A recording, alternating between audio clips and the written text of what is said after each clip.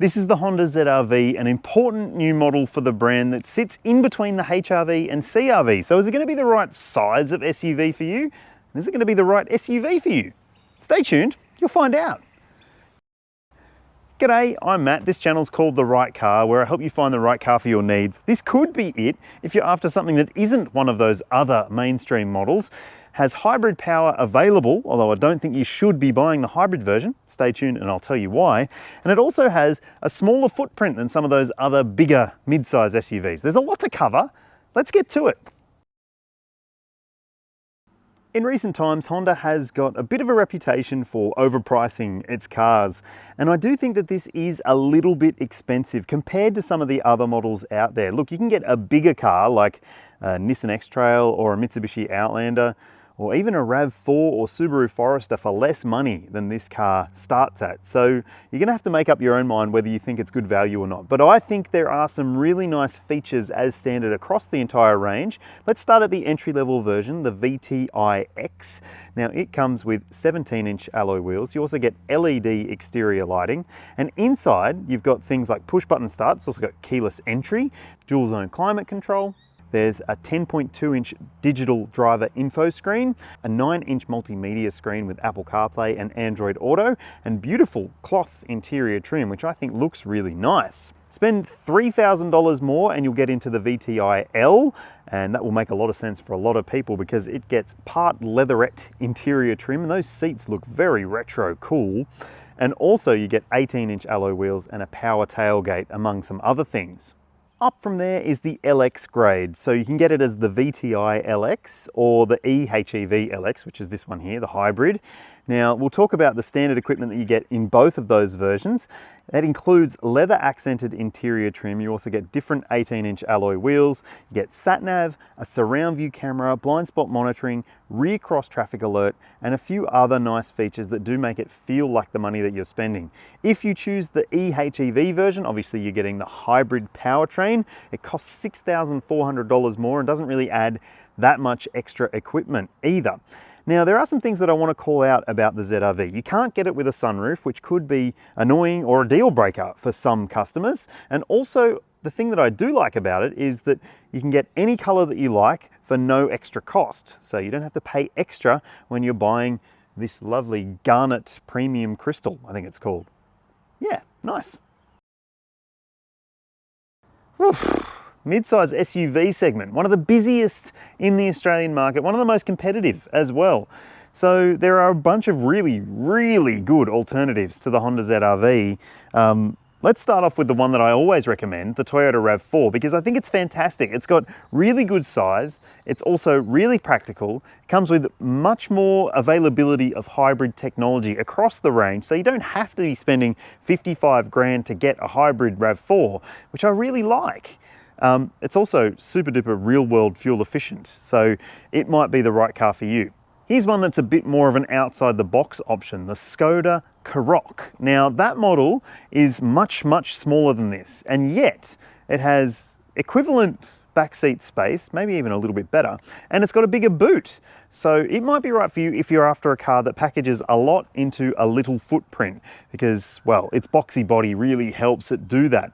I reckon it's a really good option for people who are looking for something that's maybe not a mid-size SUV, but has mid-size SUV space and practicality. But if you're sold on something about this space and you want something that feels pretty plush on the inside if you're spending 55 grand on one, then maybe check out the Mazda CX-5. Hit the link up there and you can see my review of that car. I didn't drive the most expensive version, but I don't think you need to buy the most expensive version to get the best CX-5. You'll see why if you watch that video. And sure, it's getting old and it's feeling its age a little bit, but I still think it offers a lot of premium elements to it, which someone who's shopping for this kind of car will probably appreciate. So check it out. The size is one of the most interesting elements of the Honda ZR-V because it's not like most of the other mid-size SUVs out there. It's almost 4.6 meters long, which makes it around the same size as a Mazda CX-5, but much smaller than some of those mainstream rivals that I've already mentioned. Obviously, it is bigger than a HR-V and smaller than the new CR-V that's coming as well, but it might be too small for some people's needs, and I'll tell you why when it comes to the boot space. Let's have a look. The The ZR-V doesn't have the biggest boot in this class, not by any stretch of the imagination. Look, you've got the choice of either 370 litres if you choose the high grade versions, or 380 litres if you choose the entry level versions. Now that is pretty small by mid-size SUV class standards. You're looking at a lot more if you're looking at something like a RAV4 or even a Haval H6. They both have much bigger boot spaces.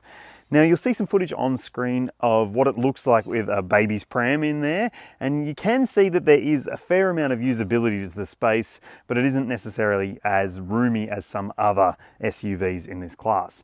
Now it does have some clever features. You've got a parcel cover here, which you can actually hide in underneath the boot floor, as you'll see.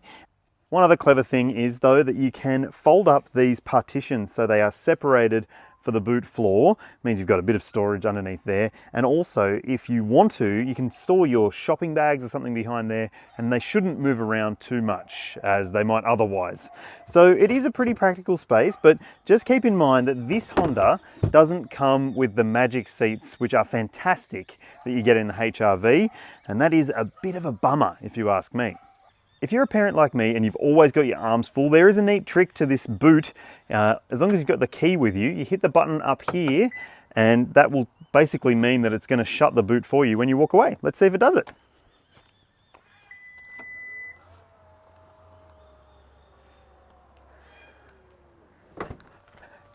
Nice! The interior of the Honda ZR-V feels a lot like the other Hondas that have come out in recent times, and to me, that's no bad thing because it has a very predictable but still attractive and usable interior design, and I really like the way that Honda is going about its business when it comes to interior stuff. Although some people might think, well, it's a bit too samey these days. And I can understand that argument as well, but I like it, and I think that it is very useful in terms of the way that it's laid out. So you've got this 9-inch touchscreen media system up here. I love the fact that you've got buttons and a volume dial as well, and you've got a bunch of really easy menus to learn. So it isn't confusing like some of the other SUVs out there at this sort of price point. Mainly the Chinese SUVs have much more confusing media systems, and some Volkswagens and Skodas, if I'm honest. But this one isn't that frustrating to use. In fact, it's a bit of a joy to use, which is good.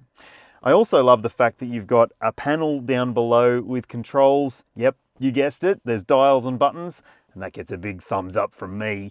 So they sound awesome too, so when you adjust the temperature or something, that's just so nice, that tick tick tick as you turn the dial. I really like that, and the button placement is all really clever as well. The vent design is really cool, so they've basically just these little hidden vents behind this honeycomb finish, and I really like that. And when it comes to the driver info screen, look, it's a 10.2-inch screen, so it's bigger than the touchscreen, well, in a diagonal sense anyway. It does have lots of color and motion and interesting stuff going on, but I find it a bit difficult to use. So I found the old Honda driver info screens in the existing models difficult as well, but I'm just sort of struggling to figure out which controls control it, if you get what I mean. That might take a little bit of time to learn. Look, I've only spent a couple of days with this car, so I haven't necessarily got over everything, but yeah, to me, that could be a little bit simpler. Now, when it comes to the storage in here, it's pretty good. It's not necessarily class leading. You do get a pair of cup holders here. This spec gets a wireless phone charger. In other specs, it's just a blank space. And down here, there's this dog bone shaped thing going on here. So it sort of feels like you could lift this up, but underneath there's a storage tray for your mobile phone. You've got USB-C and USB-A ports as well, so you can keep charged up or connected. And there's also a decent sized center console bin behind. There's nice soft touch points everywhere that there should be. The steering wheel's got a really nice feel to it. It's a good size and a good shape as well. And the seats are relatively comfortable, not the most comfortable, I would say. After a few hours in this car on a road trip the other day, I sort of ended up feeling like my back was a little bit sore, and there's no lumbar support, which is a little bit frustrating for a car at this kind of money. Although they are relatively comfy, like I said. All right, let's check out if the back seat's comfy. The thing that surprised me most about the back seat in this car is that the floor feels like it's quite high, And so as you can see, my knees are in quite a knees up position. And that's not the most comfortable seating position for someone my size. It would obviously be a little bit better if you are a smaller occupant, maybe a little kid, or maybe just a small statured person. But for someone my height, 182 centimeters or 6 foot, I find that I'm just not quite as comfy as I could be. There's not a whole lot of under thigh support. The driver's seat is set for my height.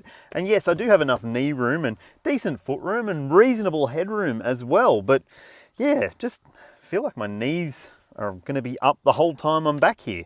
That could be an issue for you, just depends. Now when it comes to the amenities in the back seat, you do have some really nice features. You've got a couple of map pockets, there's directional air vents and USB-C charge ports, and that's standard across every grade as well. You also get a flip down armrest here with cup holders, which is nice to see. And in this spec, the LX, whether you choose the hybrid or the petrol version, you also get outboard heated rear seats.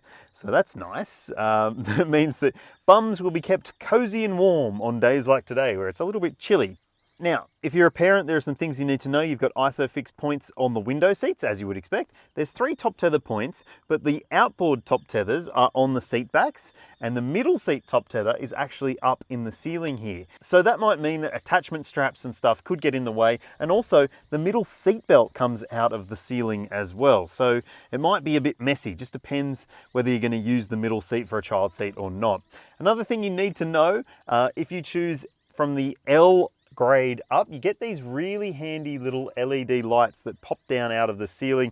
Lots of light thrown back here to help you get kids in and out of car seats, but they're also very bright. And so if you have a semi-sleepy baby, that might annoy them when they're waking up.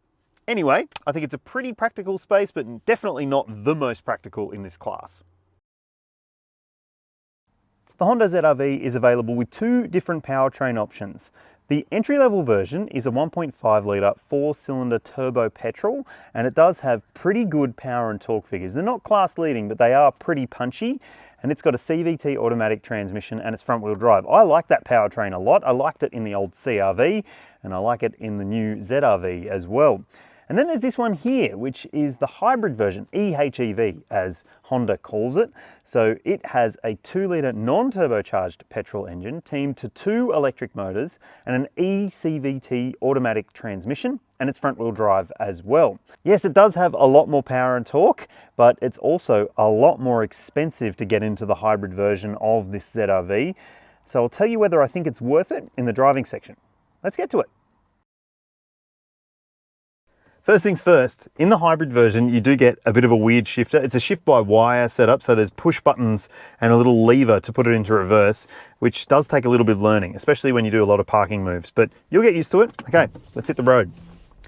Okay, let me start off by saying that I like the way the ZR-V drives, but I like it a lot more as a petrol than a hybrid. And a lot of that comes down to the handling characteristics of the petrol versions versus the hybrid. Some of that must come down to the tyres selected for the hybrid model. It has Bridgestone Alenza tyres, whereas the other versions have Yokohama Advan tyres. That might mean nothing to you. Just know that the tyres feel a little bit more confidence-inspiring on the petrol versions, and also the petrol ones don't have as much weight to contend with. So the hybrid feels, well, a little bit chubby in the corners. It feels like it's a little bit clumsy at times and not quite as direct or enjoyable when it comes to the steering. And like, this might not matter to you. If you're just gonna drive around town like I'm doing today, then steering directness and, you know, the involvement that you get as a driver might really not matter at all to you. And that's totally cool. And you're gonna be happy with the hybrid if that's the case. But if you are someone who, well, fancies themselves as a bit of a car enthusiast, whether you just like going for a drive or you don't mind going for a drive, if driving's not something you hate, then yeah, I reckon you're gonna get a little bit more enjoyment out of one of the petrol models. Although, I will say that the hybrid does have more enjoyment when it comes to acceleration, because it's got electric motors assisting the petrol engine, and that means that it's actually pretty zippy from a standstill. Let me just show you. I'll just take off from here. Now, full torque should come on from 0 revs, so we'll come to a stop. We'll just take off. Yeah, okay, so you get the engine kicking in straight away, as well as the electric motors, which are backed by the battery pack, obviously. Now, all of that means that you are getting a fair amount of acceleration, although I like the way that the hybrid will dip in and out of EV mode or petrol mode, or both, depending on the situation that you're in. So just on the highway the other day, I noticed that it was sitting in EV mode at 110 k's an hour, just cruising. Whereas now we're in petrol mode. So it's sort of using the petrol engine to make sure that we're keeping going. So it really depends how much charge you've got in the battery as to what's going to happen and how it's going to behave in terms of the hybrid modes. Now, there are different drive modes in the higher grade versions as well. I've just kept it in normal because I don't really muck around with drive modes that much unless I'm driving a really sporty car. So yeah, I think it's fine to drive in normal mode. And for the most part, I reckon that the hybrid is relatively refined, maybe even a little bit more refined than the petrol version when it comes to acceleration. But it does have, at low speeds or when the car is cold, you can hear the petrol engine kick in. It's quite loud, so it's not necessarily the most refined or pleasant experience when that happens. I also drove the petrol versions of this car at the launch event, and I reckon that they have easily enough pulling power for most people's needs, unless you're going to have the car full up all the time, and then I think you might run into running out of puff a little bit at times. But I think that it is a pretty good petrol engine and CVT combination. I will say this though, there is no all-wheel drive version of this car, and as soon as the road gets a little bit greasy, even in this hybrid version, you notice that the tyres are sort of struggling to get a purchase on the surface below. So maybe a new set of tyres would solve everything that I don't like about this hybrid model. I think it's pretty comfortable when it comes to the ride as well, although like I said, the hybrid version feels a bit heavier, and so it does feel a little bit wobblier and bobblier, whereas the lower spec versions are really, really nice. I drove the entry-level VTI X on the 17-inch wheels around town, and I thought that it had a really, really comfortable and composed ride characteristic to it. So if you're after a really cushy version of the ZR-V, then buy the base model is my suggestion. One other thing, the hybrid's brakes are a little bit hard to judge at times. There's a bit of a softness to the pedal. It's not unusual for a hybrid though. All in all, like I said, I reckon this is an impressive model from the brand. Just a few things that could be better though. When it comes to the official combined cycle fuel consumption figures, let's talk about the petrol ones first. So the entry-level VTI X, which has those 17-inch wheels, has an official number of 7 litres per 100 Ks, whereas the other petrol versions are 7.2 litres per 100. The official combined cycle figure for the EHEV model is 5 litres per 100 Ks. Now, when I told my partner about that, look, she's not a car reviewer, but she thought that that was a little bit high for the size of this car. And I tend to agree, considering it is a hybrid, and like a Corolla Cross, which is just a little bit smaller, has a much lower fuel efficiency figure for the hybrid model. So you might want to keep that in mind, but it is real world replicable in terms of fuel consumption. So on test, over several hundred kilometers of driving this car, I took it home from the launch and I've been driving it ever since, I've seen 5.2 litres per 100 Ks. That's pretty good in real world driving. At the time I'm filming this, there is no ANCAP or Euro NCAP safety rating for the Honda ZR-V, but it does have a fair amount of standard safety technology fitted across the range, including autonomous emergency braking with pedestrian, cyclist and junction detection. There's also lane keeping assist, lane departure warning, a driver fatigue monitoring system, and adaptive cruise control. But you need to know this. Only if you buy the LX versions will you get blind spot monitoring and rear cross traffic alert. A lot of other SUVs in this class offer that technology as standard from the base model up, so that's a bit disappointing. Also, you have to buy the LX if you want a surround view camera, and that means you've got to spend up to 48 grand to get a surround view camera, which is a lot, but the other models come with a reversing camera, and all grades come with front and rear parking sensors, which have an anti-bump protection system built into them. So if they detect that you might be going to reverse or drive into something at low speeds, they'll brake the car for you, which is nice. You should also know that this car has an airbag festival, an airbag circus happening on the inside because there are so many airbags fitted. It's got dual front knee, dual front side, front center, rear side, and full length curtain coverage. So that's 11 airbags fitted on the inside of this car. That's a lot. Honda offers a 5-year unlimited kilometre warranty in Australia these days, which is par for the course for most mainstream brands, but behind the likes of SsangYong, MG, Skoda and Kia. So it's okay, but not setting any new standards. However, it does have some pretty affordable service pricing. They call it their 5 low price services, and they are $199 per service for the first 5 maintenance visits. However, you need to know that servicing is due every 12 months or 10,000 kilometres, which is more regular than some other SUVs in this class. Most have 15,000k intervals. You also get 5 years of roadside assist included though, so that's pretty nice. To me, the Honda ZR-V is an almost car. It's almost great. It's pretty close, but not quite perfect. Lots of cars aren't perfect, but this one just has a few elements to it that I think could be improved to make it an even better car. Pricing is one of the main things. Obviously this hybrid version is quite expensive, and I don't think it's worth the extra $6,500 over the top spec petrol-electric, but that's just me. Tell me what you think in the comments section below, and if you haven't already, please do hit like and subscribe, and hit the bell to keep up to date with all of my upcoming videos. See you soon.